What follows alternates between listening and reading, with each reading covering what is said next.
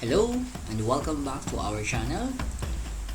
To all the teachers and incoming teachers na nagsisimula pa lang how to input details here in our SF9 or ang kilala nating school report card.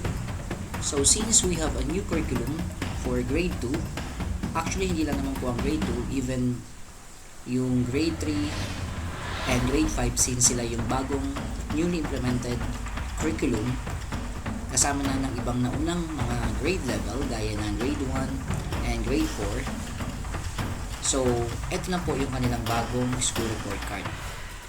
As you can see here, ito yung front page nya, and then yung makikita nyo din dito sa kabila, andito yung attendance record kasi po ito po kasi ay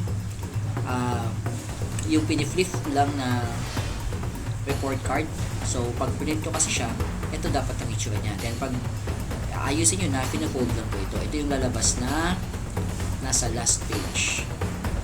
Anyway, so halimbawa ito ay grade 2. Yan po yung details niya. Then sa baba, yung mga signatories. Then other details po. So yan yung naman.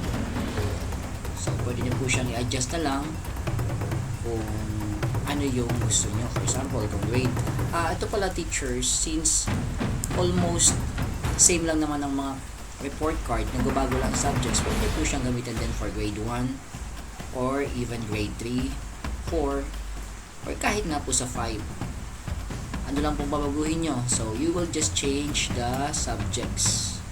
So ito po, since for grade 2, ito po yung mga subjects nya: English, Filipino, Math, Makabansa, and GMRC. But then, kung grade 1 naman po, ito lang po yung papalitan nyo. For example, sa English, Language and Literacy, for example,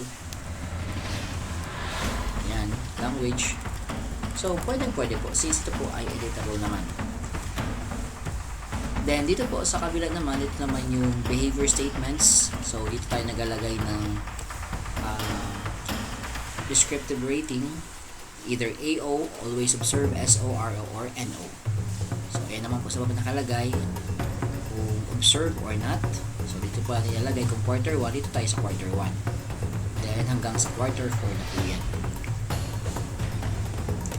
So, if you are going to ask, paano naman po yung ibang grade level? Sabi ko nga po kanina, ito po ay pwede nyong ayusin din. Kung kulang po yung row nya, halimbawa, insert lang po row below.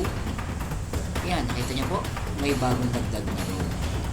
So, kung subjects mo ay kulang nito, since 5 lang to for grade 2, grade 3 may additional 1, science, grade 4, 8, grade 5, 8 subjects din. So, mag-add lang po kayo. Again, gawin ko po, insert row below.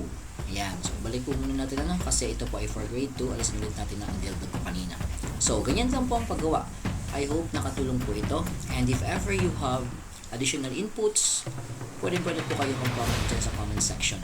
Sa mga nagtatanong how to get the copy, ito po ay may password. So, ang soft copy po nito ay nasa description. And if you want to access this, may password po ako na nilagay sa video.